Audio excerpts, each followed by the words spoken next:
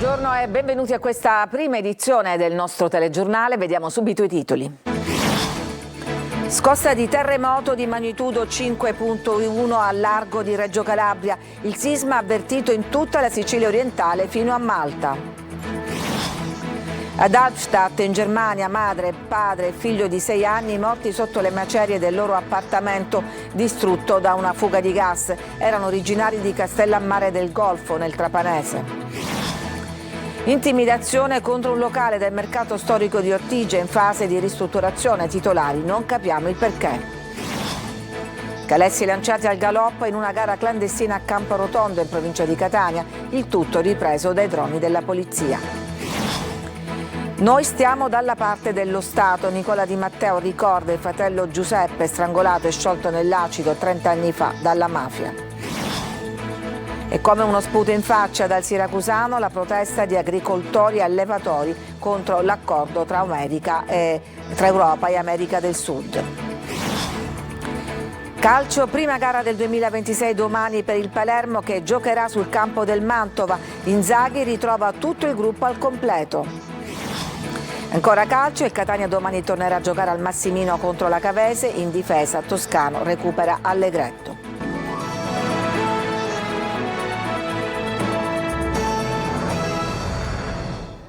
Alba di paura stamattina, c'è stata una forte scossa di terremoto di magnitudo 5.1 nell'area dello stretto di Messina, in particolare al largo di Reggio Calabria, ma il sisma è stato avvertito in tutta la Sicilia orientale, non si segnalano danni a persone o cose. Tonino De Mano. Risveglio movimentato ma soprattutto di paura nell'area dello stretto per una forte scossa di terremoto magnitudo 5.1 della scala Richter registrata questa mattina alle 5.53 a Reggio Calabria, con numerose segnalazioni a Messina nella fascia ionica della Sicilia fino a Malta. L'epicentro, secondo quanto riferisce l'INGV, è stato in mare a largo della costa ionica ad una profondità di 65 km e a circa 17 km da Brancaleone in provincia di Reggio Calabria. Al momento non si segnalano danni a persone e edifici, ma sono in corso verifiche da parte della Protezione Civile e degli enti competenti. Molti residenti hanno riferito di essersi svegliati di soprassalto, soprattutto nei centri costieri. A fare da cassa di risonanza, come spesso accade in questi casi, sono stati i social network praticamente inondati di messaggi da Reggio Calabria fino alle province di Messina, Catania e Siracusa. E alle 22.33 di ieri un altro terremoto di magnitudo 3.3 è stato registrato nel Catanese, con epicentro a 6 km da Bronte. Il terremoto è stato avvertito anche ad Adrano e Biancavilla. Anche in questo caso non si sono registrati feriti né danni. E adesso la tragedia avvenuta in Germania, dove un'intera famiglia di origine siciliana, padre, madre e figlio di 6 anni, originari di Castellammare del Golfo, sono morti nel crollo del loro appartamento distrutto da una fuga di gas. Laura Spanò. Giovedì mattina una delle vie di Albstadt in Germania è stata scossa da un violento boato seguito dal crollo di una delle abitazioni. Ad avere la peggio un intero nucleo familiare formato dal siciliano Francesco Liparoto, originario di Castellammare del Golfo, la moglie Nancy Garraca e il loro bambino di 6 anni Brian. A causare il crollo una probabile fuga di gas. Ci sono indagini in corso da parte delle autorità locali. Per la famiglia Liparoto nulla da fare nonostante l'arrivo immediato, raccontano i vicini di casa, dei soccorsi, dei vigili del fuoco, delle forze dell'ordine che per ore hanno lavorato nel tentativo di salvare Francesco, Nancy e Brian. Ai vigili del fuoco alla fine non è rimasto altro che mettere in sicurezza la zona ed eliminare eventuali pericoli per le abitazioni vicine. Francesco, nato a Castellammare del Golfo dove risiedono i genitori e i fratelli, viveva in Germania da circa 10 anni. Qui aveva costruito insieme a Nancy una vita fatta di lavoro, sacrifici e sogni, una giovane famiglia unita, ben inserita nella comunità locale. Francesco lavorava in una ditta del settore del vetro, mentre Brian frequentava la scuola. Nulla lasciava presagire un epilogo tanto crudele. La notizia ha colpito profondamente tutta la comunità di Castellammare del Golfo, città con la quale Francesco aveva un forte legame. In agosto la famiglia era in vacanza in città, a novembre era tornata per il compleanno del fratello più piccolo di Francesco, attivamente impegnato nella consulta giovanile comunale. È una tragedia che ha colpito l'intera comunità castellammarese, ovvero una grossa sofferenza aver appreso questa drammatica notizia che ha cominciato a circolare in paese ieri pomeriggio, e a mano che che venivano fuori i dettagli, la comunità era sempre più sconvolta. Ancora intimidazioni ai commercianti siracusani, questa volta preso di mira lo storico caseificio del mercato di Ortigia. Nella notte qualcuno ha dato fuoco all'esterno del locale. Sentiamo Francesco Aloi. Siamo ancora in cerca di questo motivo, di una motivazione che possa rendere tale un gesto così. Non riescono a capire il perché. I titolari dello storico locale del mercato di Ortigia hanno subito un'intimidazione. Alle 2 del mattino qualcuno si è avvicinato qui, ha gettato benzina per poi dare fuoco, forse con un petardo, e pensare che a 2 passi c'è il commissariato. Le fiamme partono, per grazia di Dio l'intervento dei vigili del fuoco è stato molto celere, e anche della polizia, dobbiamo dire. Per fortuna non ci sono stati danni ingenti. Non ci sono danni importanti, solamente un po' la tenda. La dinamica sarebbe stata ripresa da questa telecamera che si trova nella palazzina di fronte.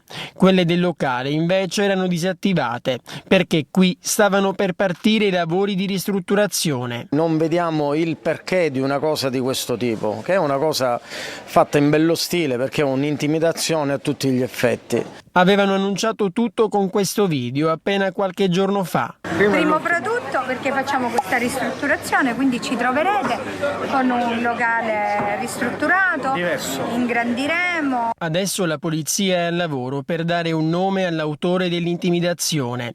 In città comunque il clima è molto teso. Nelle ultime settimane diversi gli attentati di questo genere.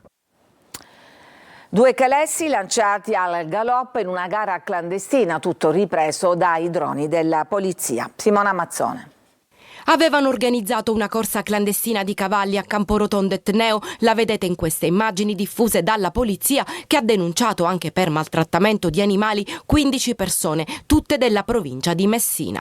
La gara alle prime luci dell'alba, tra 2 fantini al comando di calessi trainati da cavalli, circondati da numerosi motorini ed auto che a folle corsa seguono i concorrenti. La zona è isolata, i poliziotti riescono comunque a intercettare la corsa utilizzando i droni. I fantini circondati da numerosi scooter che suonano il clacson all'impazzata per sollecitare i cavalli. Tutta la carreggiata bloccata in un percorso di circa 2 chilometri, gran parte in salita. 2 grossi furgoni per il trasporto dei cavalli li seguono, sottoponendo a forte stress gli animali, anche a causa delle frustate subite. Arrivati gli agenti hanno bloccato la corsa, fermato i cavalli e identificato i fantini. Alcuni dei partecipanti alla corsa sono stati presi poco dopo. Uno di loro ha provato a far perdere le proprie tracce. Una volta fermato è stato trovato con quasi 5.000 euro in contanti e un pizzino con i nomi degli scommettitori. Tra i fermati anche 2 minorenni che avevano incitato i cavalli durante la corsa a bordo di uno scooter di grossa cilindrata. I cavalli sequestrati, affidati a una ditta specializzata, sono risultati 2 purosangue inglesi muniti di microchip. I 2 calessi e tutte le bardature inoltre avevano segni riconducibili a 2 scuderie del messinese. 2 minorenni fanno un furto nel negozio di un centro commerciale di Palermo, scoperti si accaniscono contro il titolare e il figlio. Marco Gullà. Avevano appena rubato alcuni accendini all'interno di questo negozio nel centro commerciale Guadagna a Palermo. Quando sono stati scoperti, 2 ragazzini di 15 e 16 anni non hanno esitato a colpire alla testa il titolare e il figlio che era intervenuto in soccorso del padre.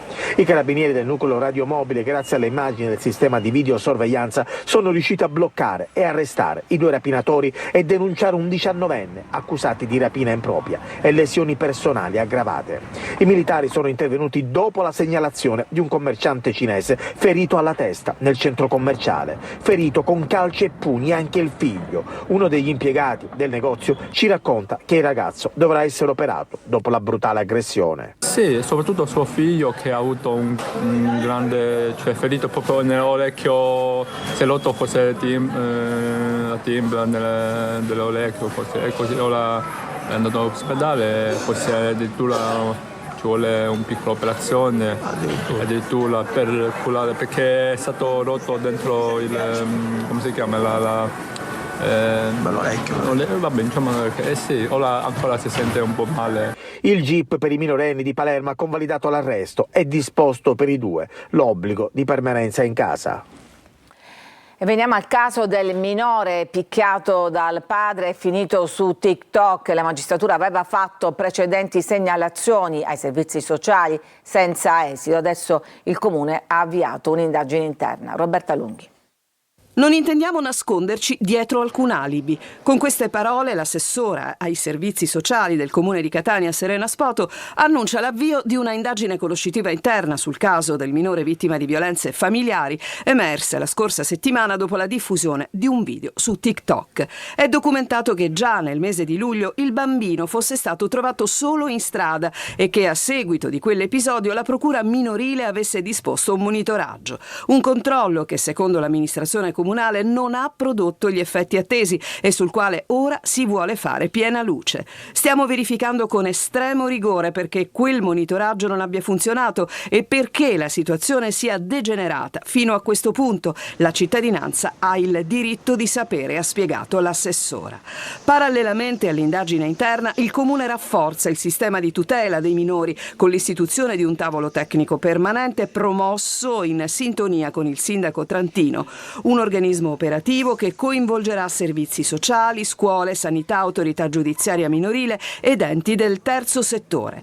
Il tavolo, che si riunirà già il 14 gennaio, avrà il compito di definire procedure vincolanti e ridurre drasticamente i tempi di intervento. L'obiettivo dichiarato è garantire risposte immediate a ogni segnalazione di disagio o maltrattamento, mettendo al centro il superiore interesse del minore. Ieri a Custonaci la commemorazione del piccolo Giuseppe Di Matteo ucciso dalla mafia 30 anni fa. C'era anche il fratello Nicola.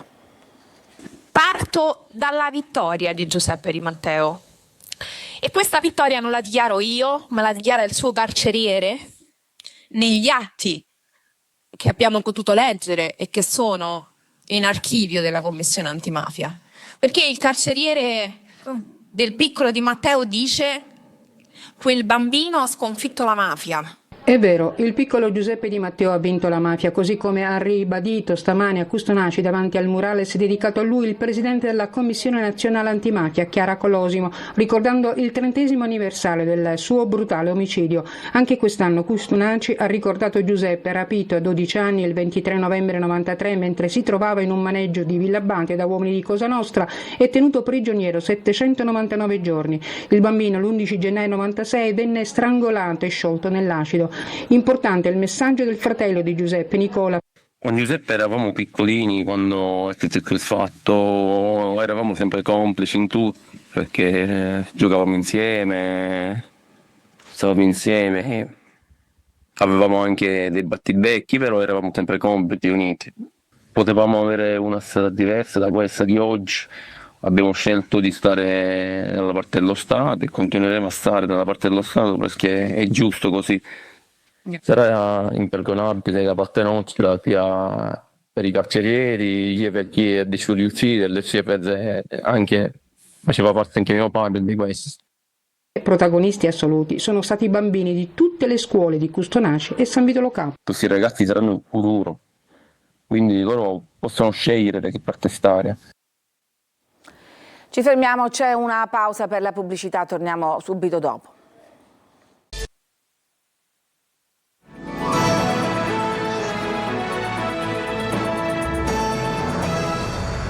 Anche dalla Sicilia parte il coro di no alla firma dell'accordo Mercosur tra Europa e Sud America. Francesco Aloi.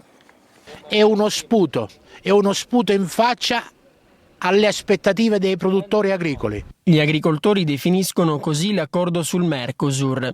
L'Europa è disposta ad aprire a libero scambio con i paesi sudamericani, ma chi lavora nei campi o con gli animali non ci sta. Qui siamo a Palazzo Lacreide, nel Siracusano. L'Italia, dopo un primo no, sembra che adesso sia intenzionata a dare disco verde.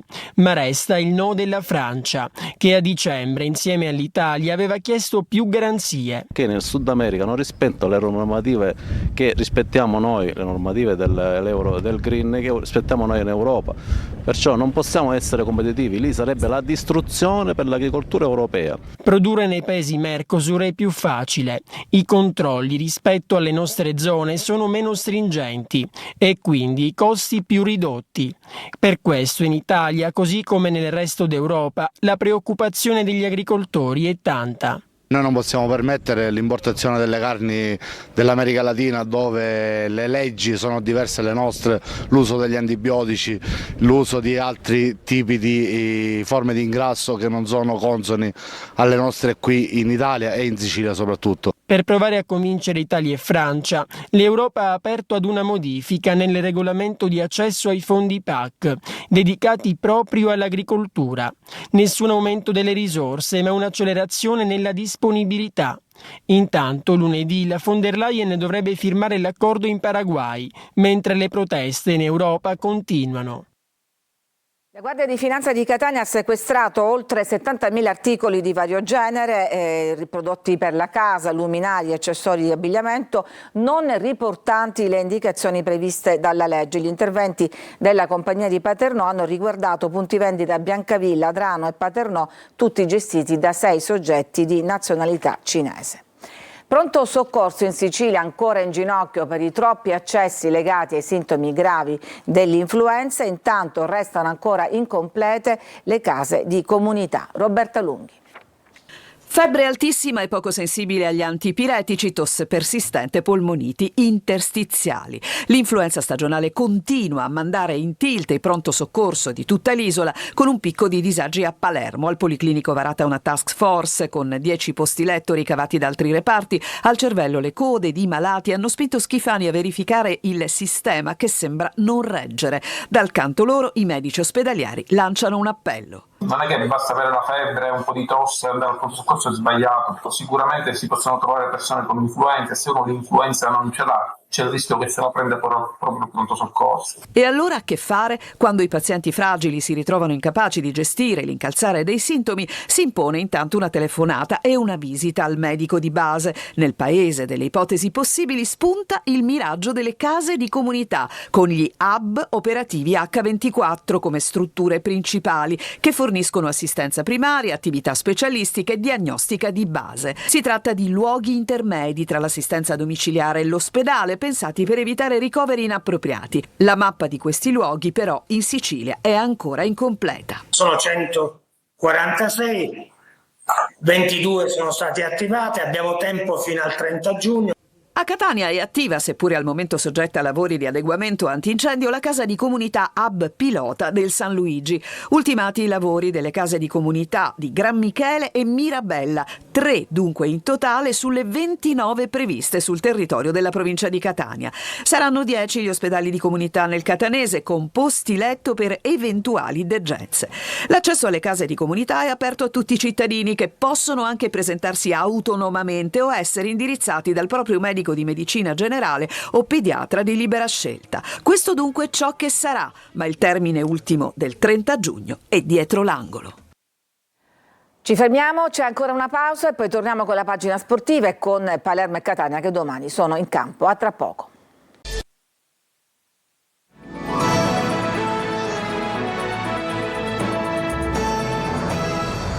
Siamo al calcio, prima gara del 2026, domani per il Palermo che giocherà sul campo del Mantova. Inzaghi ritrova tutto il gruppo al completo. Marco Gullà.